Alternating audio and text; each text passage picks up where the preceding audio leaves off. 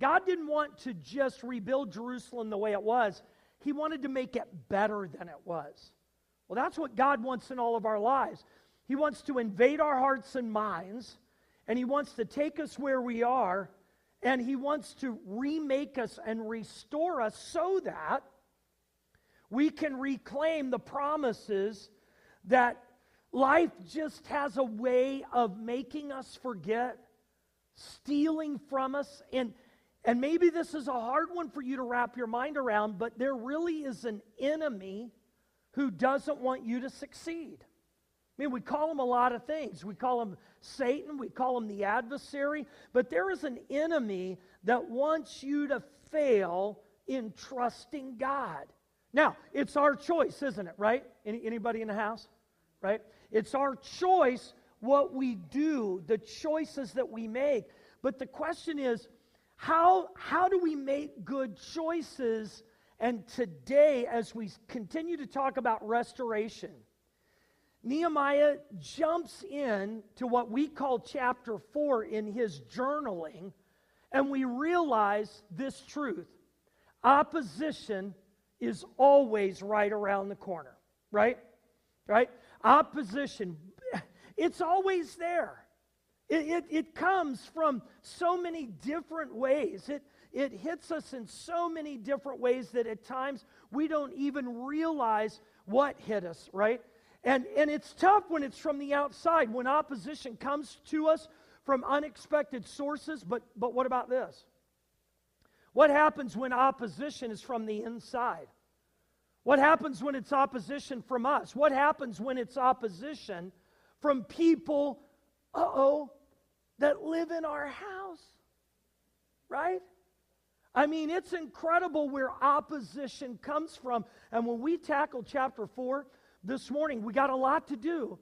But we have to realize right out of the gate that Nehemiah is surrounded on every side by opposition. It reminds me of a time when I was living in a small, quaint house on an alley on Poplar Street.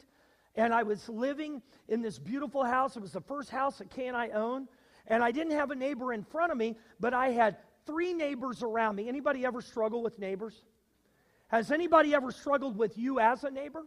Just checking.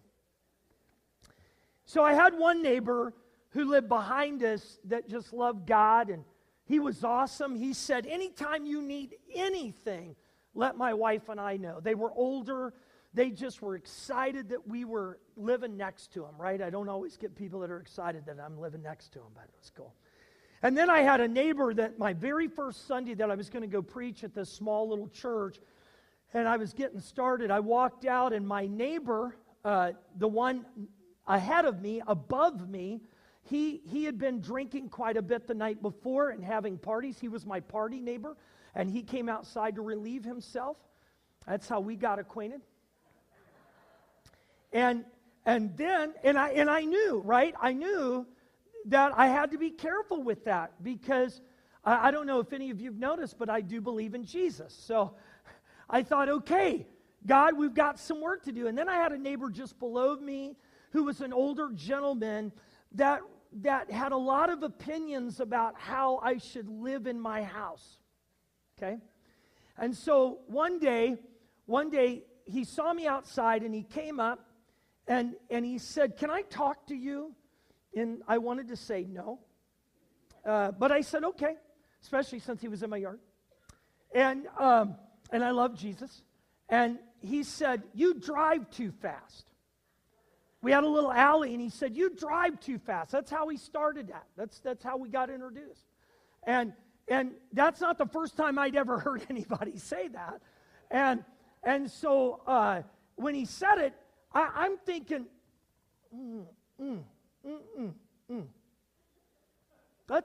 I know you've never done this, but sometimes some thoughts go through my mind that are probably better if they don't come out of my mouth.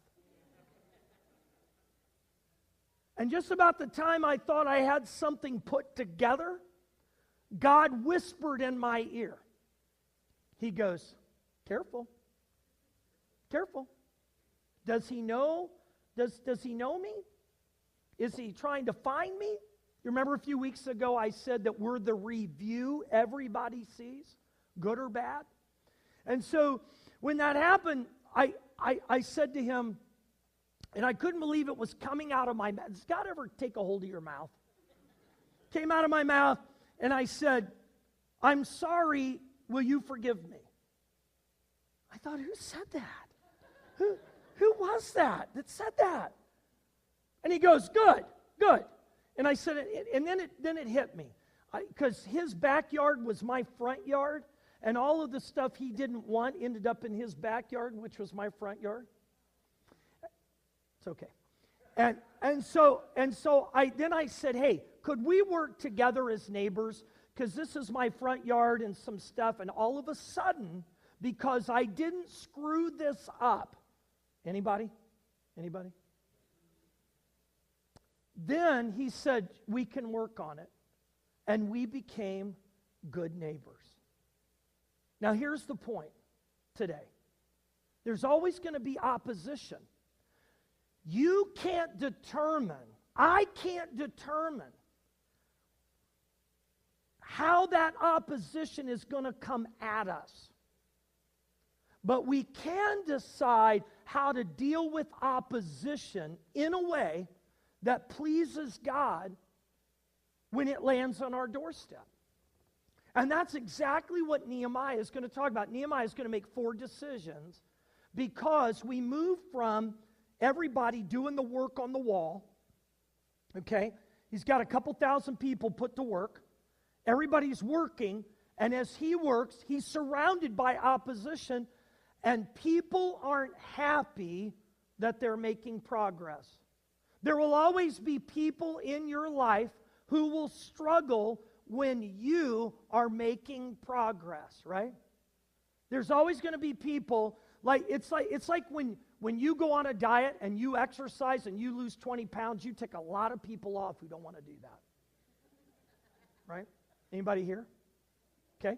So I want to take you through this, and this is what I need you to do right now, okay? I need you to think about some opposition in your life, and I need to give you a little caveat here. If you're the one creating opposition in other people's lives, this is a good day to really think this through. In fact, no matter what the opposition is, I have a word for us today, and here's the word. Stop. Will you say the word with me? Stop. Say it again like you mean it. Stop. A lot of times the word stop is a negative word, but Nehemiah helps us understand that if you and I want to defeat the opposition and please God, we have to stop. We've got to stop right now where we are, and we've got to turn and go in a new direction. We have to have a new beginning. Sometimes that's in our minds. Sometimes that's a mental decision. Sometimes that is a physical decision. Sometimes that is a spiritual decision. But we need to, what's our word? Stop, and we need to go in a new direction. These 4 decisions help us fight opposition. Here's the first one. Chapter 4, verses 1 through 5. When Sanballat heard that we were rebuilding the wall, he became angry and was greatly incensed. He ridiculed the Jews, and in the presence of his associates in the army of Samaria, he said, "What are those feeble Jews doing? Will they restore their wall? Will they offer sacrifices? Will they finish in a day? Can they bring the stones back to life from those heaps of rubble burned as they are?" Tobiah the Ammonite, who was at his side, said, "What they are building, even a fox climbing up on it would break down their wall of stones." Nehemiah prays, "Hear us, our God, for we are despised. Turn their insults back on their own heads. Give them over as plunder in a land of captivity. Do not cover up their guilt or blot out their sins from your sight, for they have thrown insults in the face of the builders." The very first decision that Nehemiah had to make, will you say it with me? Don't get distracted, seek God. What's our word this morning? Stop. Sometimes we have to stop. Don't get distracted. Instead, you and I have to choose to seek God. Now, understand what was going on. Sanballat and Tobiah have joined forces. They've got a lot of people involved in this. And the very first thing that they do is try to ridicule and intimidate the people working on the wall. Now think about it. Just get this. They didn't do it themselves. They started a gossip train. Okay? Anybody ever been a part of a gossip train? At least you're honest, folk. Anybody ever gossip about you? Right? Say things that aren't true? I always love that when people gossip and say some things that aren't true, and people think that they've got it all sewn up. They understand everything and how it's going to be. Sanballat and Tobiah tried this. In fact, they started by saying something like this: "You people are so feeble." The word means to be languid. In fact, the best translation is he called them slackers. Anybody name callers when you get mad? Anybody call names when you get mad? You just start calling people names. Anybody call you names, right? Try to label you, intimidate you by names. Listen, anybody remember this? Sticks and stones may break my bones, but words will never harm me. Did you know there's an addition to that? Sticks and stones may break my bones, but words will never harm me unless I let them. Right? Unless I let that opposition in. See, that's where it starts. People will start talking about you, and then people that love you will pick up on it. And then, have you ever had anybody do this? They'll come up to you and say, "Do you know what people are saying about you?" You had that? Right? People like that. Do that, pastors. You know what people are saying about you? I've had all kind of stuff said about me. I realized, at first I got drawn into that when I was younger, right? Well, what are people saying? It was never good. It was never like, "Oh, they love you. You're amazing," right? Right? By the way, we're the ones that perpetuate that. When you think you're doing somebody a favor by telling them what other people are saying, that's just a load of hooey. It's in the Bible. Right? It's just junk. You're not helping anybody. You just love being the one that gets to, "Hey, I want to be the first one to wreck your day. I want to be the first one to suck the life out of you. And I'm just doing you a favor." By the way, do me a favor. Don't. What's our word? Stop. Stop it. You know what those are called? Distractions. Those are just distraction, because there's an enemy that doesn't want you to be successful. There's an enemy. Man, it happens. I love these kids, don't you? Happens to them all the time. Bunch of kids start saying something, you buy into that and all that junk. Listen, the only one that you need to let label you is Jesus Christ. That's it. It's the only one that you need to let label you. And then, have you noticed that critics love sidekicks? Why is it that somebody can't just be critical by themselves? Then they got to go get a friend who can help. That was Sanballat and Tobiah. It's incredible because now, Tobiah, man, he is witty. He is good at what he does. Man, he is so keen. Here's his slam. "A fox is going to break down your wall." Oh, that cut me. That cut me. Oh, phew. Really? That's it? That's the best you got? In fact, I understand this, because this is a great leadership principle. Leaders want people who will follow their God-centered mission, but critics need an audience to applaud their self-centered opinions. Anybody here? Chuck Swindoll really brings some clarity. I got to read this. This is one of those times where it's worth a picture. "The heart of a habitual critic resists change. To him, change is a threat. In any organization, those who are most critical of change are those who are most inflexible. They resist change, and they become especially suspicious of changes that lead to progress and growth." Now, I want to say this because it's important. Don't get distracted by people who are negative. Don't get distracted by critics, especially, hear this, especially if they live at your house. Tell them to what? What's our word? Stop it. Stop. Stop talking that way. When somebody wants to come and use you as a dumping ground for intimidation and ridicule, stand up to it and say, "You know what? If you got something you want to say, have you gone to talk to that person? And if not, I'll let them know you're coming." Is anybody in the house? I am tired of the enemy robbing God's people of joy. But we're the ones that let it happen. And what's our word? We need to what? Stop. Stop it.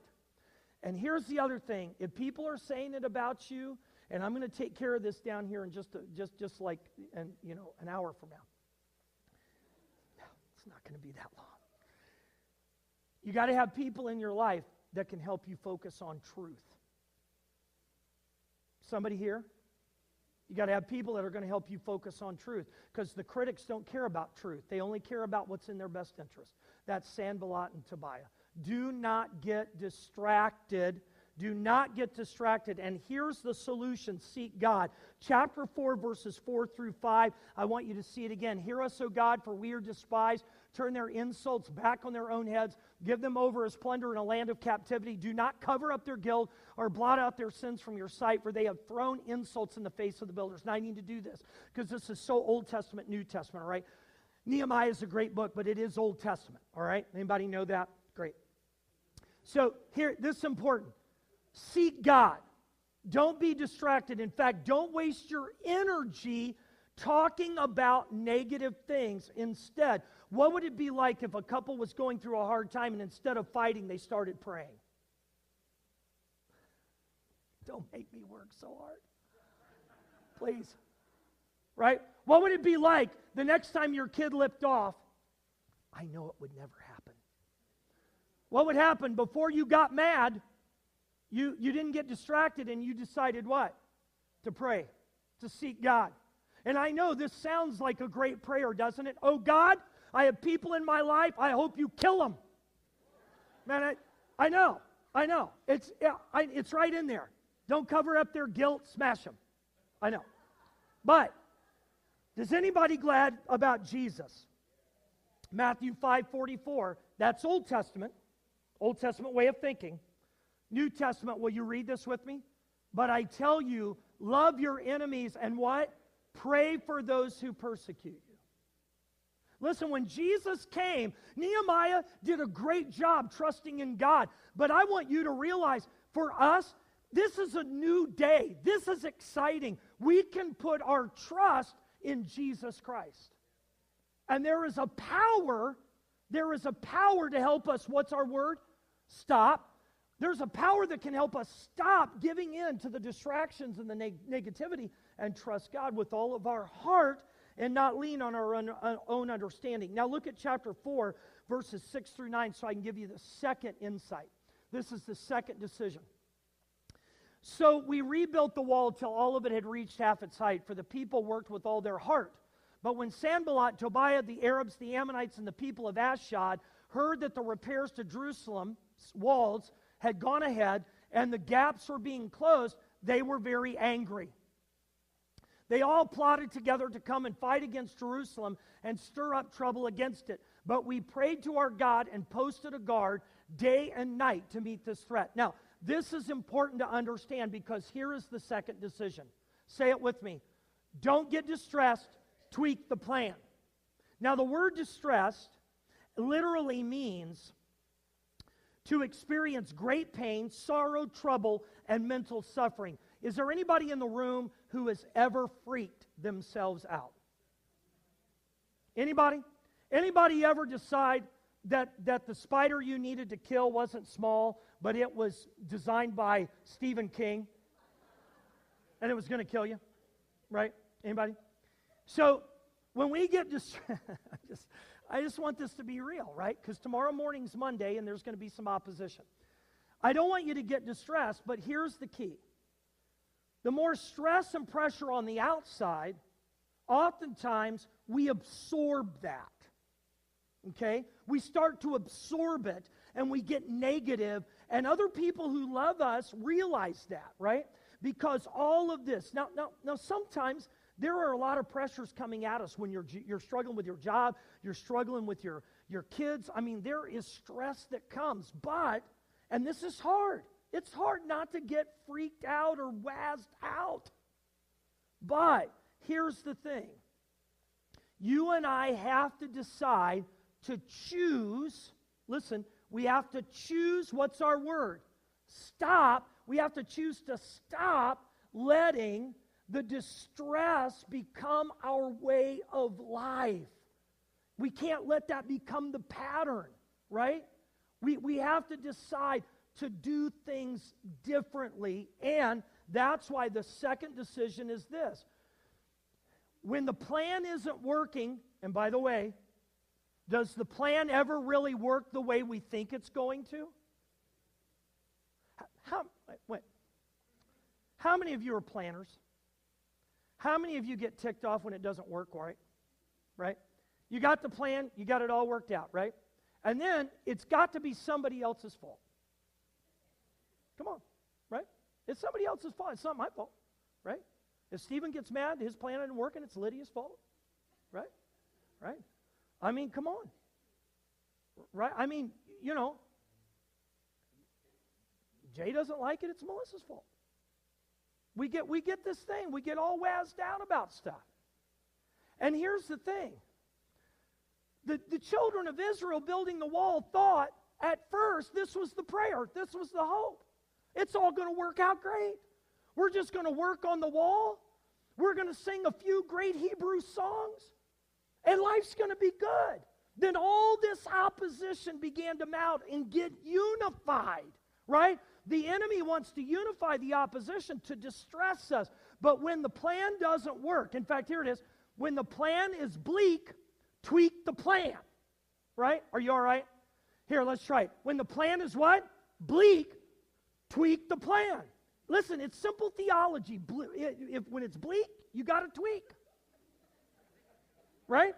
So let's do it. When it's what? Bleak, you got to what? Tweak. That's the plan. It's like when I moved, right? I'm still bitter. When I moved, I thought I'd only need a couple of storage units.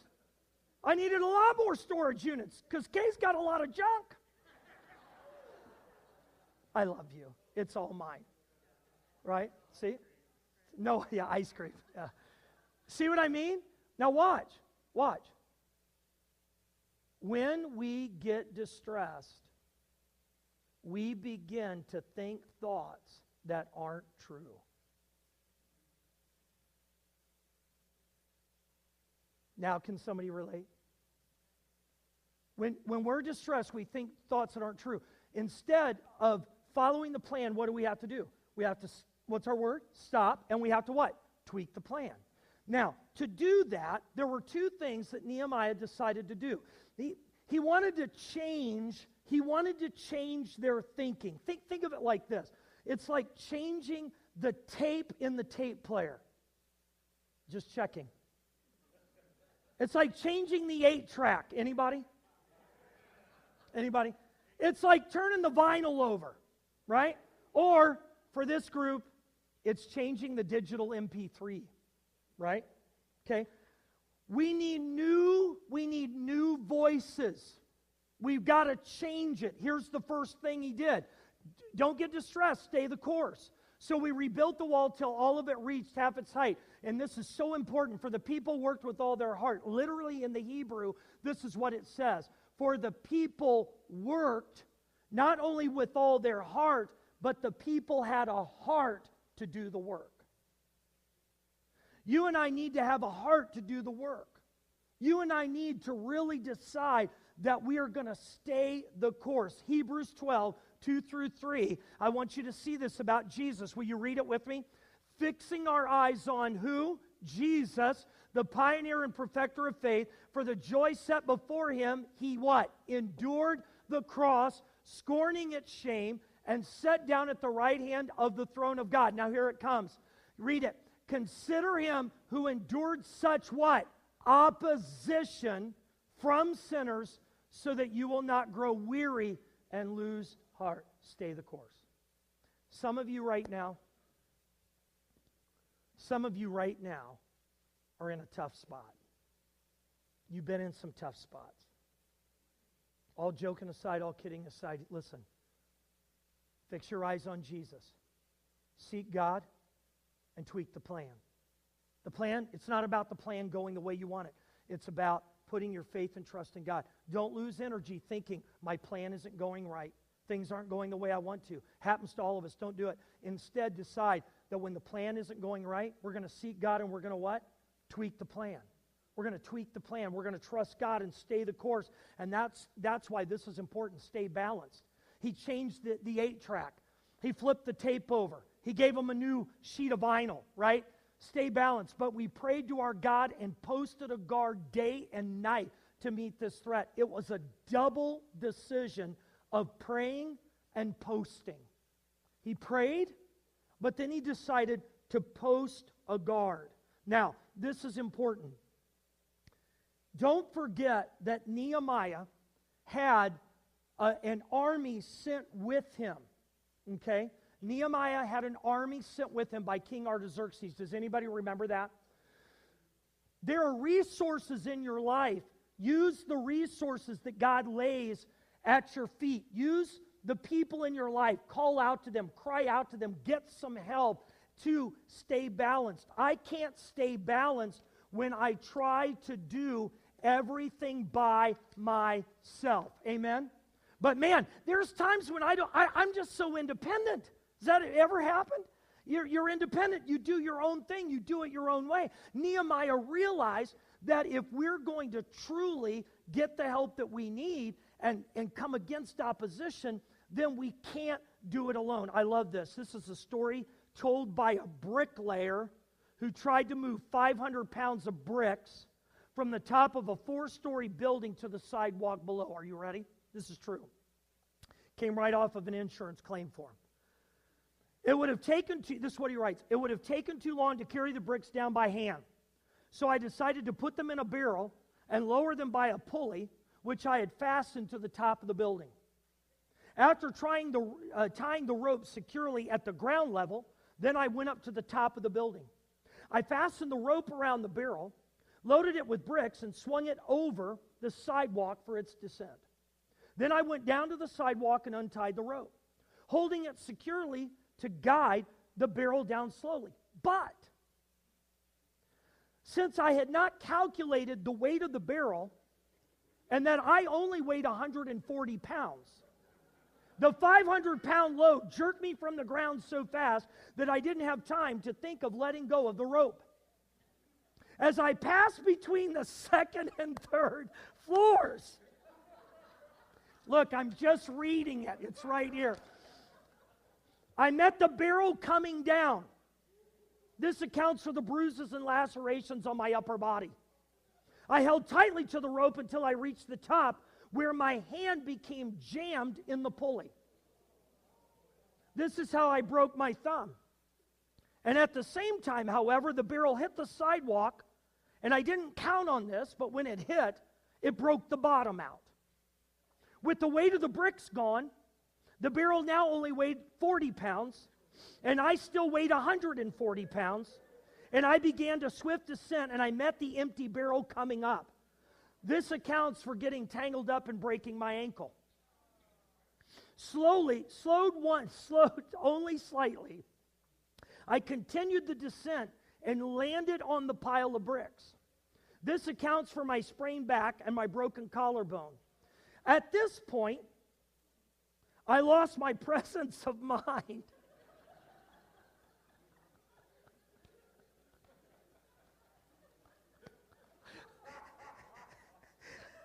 And I let go of the rope.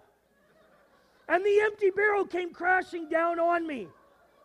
This is the reason for my head injuries.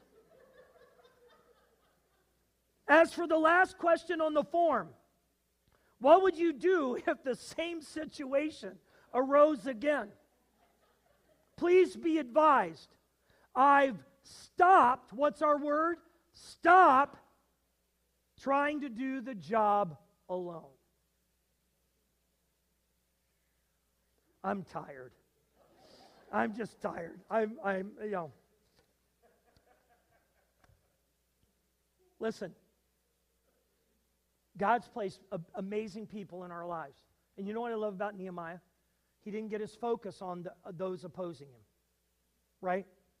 Instead, he put his faith and his trust in God, and he utilized the resources around him, which leads to the third decision.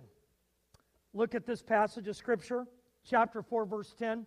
Meanwhile, the people in Judah said, the strength of the laborers is giving out, and there is so much rubble that we cannot rebuild the wall. When distraction and distress get together, they like to invite another friend called discouragement. Misery loves what? Company. Whether you believe in God or not, whether you're trying to figure God out or not, every person who is living and breathing has had to deal with discouragement. And now the children of Israel are trying to build this wall all of a sudden, and it's only one letter difference. Hope became nope. You ever see that? Hope became nope. Say it with me. Hope became what? Nope. Hope became nope. Just one letter change. Hope became nope. Why? Because instead of keeping their eyes focused on God, they got distracted. Instead of seeking God, they got distressed instead of tweaking the plan. And now they're just getting discouraged. They're getting discouraged, and it's time to really dig in and make a change. Look at chapter 4, verse 12. Then the Jews who lived near them came and told us 10 times over, wherever you turn, they will attack us. Here's what that means. Have you ever had anybody just keep telling you the same thing over and over again, that your life is never going to get any better? Come on, right? You've had people in your life who just constantly are saying it's never going to change, it's never going to get any better, and then isn't it amazing that they have all the right ideas? If you just do them, your life would be amazing, right? But listen, here it is. Here's the third decision. Say it with me. Don't get discouraged. Optimistically focus forward. You have to. Now, some days it's tough. Some days it is tough to stop the negative thoughts, isn't it? What's our word? Stop. What's our word? Stop. Stop it. Do you have people in your life who love you enough that when you're just going on and on and on, I know that's not you. But you have people in your life who just walk in and they go, stop it. Stop thinking the negative things. Let's pray about this. Let's work together. Let's choose to put our hope in God. We have to choose to trust God. And there were 3 great questions. I don't have time to unpack this. If you've got your phones, you may want this. There are 3 great questions that come out of this passage that help us deal effectively with discouragement. Are you ready? Here's the first. Say it with me. What are my lowest points? Therefore I stationed some of the people behind the lowest points of the wall at the exposed places. The enemy knows where our lowest points are. He knows it right here. This group of kids, he knows your lowest points. He knows the things that are going to get you in trouble. He knows where to tempt you in school. He knows what opposition and rumors your friends need to share. And then it's hard, isn't it, when you find out that some of the people you thought were your friends really aren't your friends. Anybody in the house? What are my lowest points? Where is the lowest point in your wall? And where is the enemy going to attack you? He's not going to attack you at your strongest points. He's going to attack you at your weakest points. That leads to the second question. Say this with me, please. What are my deepest fears? After I looked things over, I stood up and said to the nobles, the officials, and the rest of the people, don't be afraid of them. In other words, what's our word? Stop. Stop being afraid of things that you don't have to be afraid of. And I wish I had time to unpack this. This is so important. You and I will never be able to fight our fears until we completely trust God. Look at it like this. I got to trust God this way to have power to go this way. And if you've never trusted God, you don't know if He's trustworthy. You don't know if you can put your faith in Him. Please just try Him. That's the only way you're going to find it out. Just try. Just say, God, here's my lowest points. And here are my deepest fears. And when the two match, when you give in to your lowest points and your deepest fears, man, that is a deep valley to get out of. But that's why the third question is the most important. Say it with me. Here it is. Ready? Who is my greatest friend? Remember the Lord who is great and awesome, and fight for your families, for your sons and your daughters and your wives and your homes. When our enemies heard that we were aware of their plot and that God had frustrated it, we all returned to the wall, each to our own work. I was a resident director at Dunn Hall at Anderson University for a couple of years. And I'll never forget, one of the things that unnerved me, I had to go and deal with a college student. I had a guy's dorm, and I had to deal with this college student who had decided that suicide was the best thing for him. Okay? Tough. Learn life. Man, you learn quick. He had written a suicide note. He had been talking about it to all of his friends. Nobody picked up on the signals. Nobody stopped and said, what's going on? And so then what he did, and he thought this was going to work, he tried to kill himself by taking several packages and bottles of diet pills. Okay? Because he thought he was too heavy, he was skinny as a rail. And by the way, what is all of that? Those are just distractions from the enemy. That's just distress. Those are our lowest points. What are those? Those are our fears. But I'll never forget what he said to me when I took him to the hospital. I'll never forget what he said to me. He said, nobody will ever notice when I'm gone. See, that wasn't true. He had a wonderful family. When we called them, they were right there in that moment. Listen to the truth. Please hear this truth. Fight for your families. Fight for what is right. Fight against the problems, the difficulties, and the opposition from the enemy. Don't give in. Don't give in to your friends who don't want the best for you. Stand up for what you believe in. Stand up against the enemy. Stand up against fears. Go get help. Get people that will come around you. Understand this. God wants to save us. But man, when you are at your lowest point and in your deepest fear, you don't believe that. This isn't just self-help here. I've had people say to me, why don't they just believe God loves them? Man, it is hard. We had a billboard that we had up for the longest time in Pennsylvania. We used to be the Billboard Church. We'd put all kind of things up, make people think.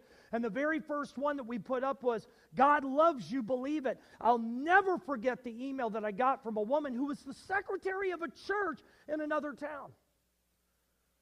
She said, Pastor, I just want to thank you and whoever did this. Because I've been driving every week, going to my counselor, thinking my life wasn't worth keeping. And she said, one day, as I was driving by this billboard, all of a sudden it was like God filled my car and my head and my heart. And all of a sudden I realized God does love me. And Pastor, I'm just emailing you to let you know I believe it, and my life has been changed. The billboard didn't change her life. God changed her life.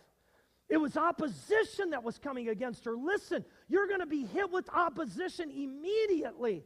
It's going to be tough. It's going to suck the life out of you. It's going to drain you. But understand, do not get distracted. Seek God. Do not be distressed. Tweak the plan. And don't let discouragement come in. Don't do it. And when you do and when you feel it, go get somebody who can grab you, somebody who can hug you, somebody who will tell you the truth. Because God loves you. And it's true.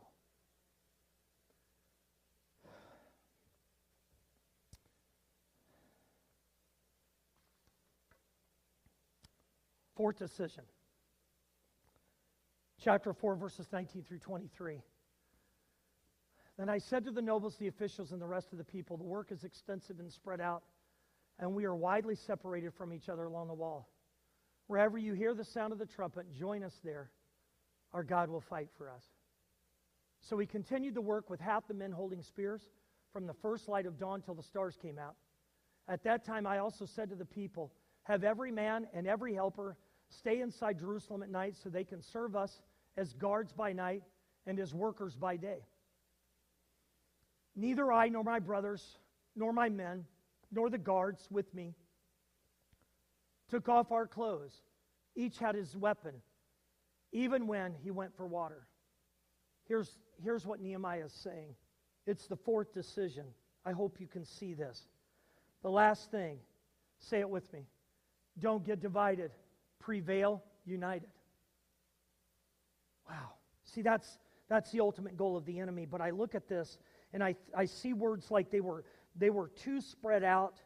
But together we continued to work. United, they listened for the sound of the trumpet. United, they worked from the first light until the stars came out. United, they took turns standing guard. United, they took turns getting water. They took turns sleeping. They took turns working. And in one hand was a weapon, right? And in our hand, one hand today needs to be the weapon of prayer and God's word. And in the other hand was the bucket, and they worked together. Why? Because we can only prevail united. United. Listen, the enemy wants to get between a mom and a dad to ruin a family. The enemy wants to get between leaders in a church and a pastor to ruin the church. Listen, the enemy wants to get between a husband and a wife in some way to ruin the marriage. But instead, we have, what's our word? Stop. What's our word? Stop. Sometimes you just got to look at each other and say, we got to stop this. We've got to stop this. We can't keep doing this. If you always do what you've always done, you'll always get what you've always gotten. You got to stop and go in a new direction and prevail united. And I have one last question. Who's your we? Who's your we? Man, you got to be careful who's in your group, who's in your sphere of influence. Be careful who you go to when you're struggling, when you're at your lowest point with your deepest fears, when you're distracted and the enemy's trying to discourage you. The last thing is division. To divide us. Who's your we that you go to that will say, Pastor, I believe in you. Man, I've got some great people that are we's in my life. When I start thinking crazy stuff, you ever do that? Any of you ever think like me and you just think stupid stuff? Right? Who is your we? Because we can only prevail united. Matthew 16 through 18. Jesus said this. Will you read it with me? Simon Peter replied, "You are the Christ, the Son of the living God." Here's Jesus. And Jesus, what? He answered him, let's go. "Blessed are you, Simon Bar-Jonah, for flesh and blood has not revealed this to you, but my Father who is in heaven." And here it comes. This is beautiful. Ready? "And I tell you, you are Peter, and on this rock I will build my church, and the gates of hell shall not prevail against it." Nehemiah had a wonderful opportunity to rebuild Jerusalem for a purpose. The greater purpose was the coming of the Messiah, Jesus Christ. It was keeping hope alive. I love the story of Nehemiah, but I love the story of Jesus, who died and rose again that we could have life and we could prevail united.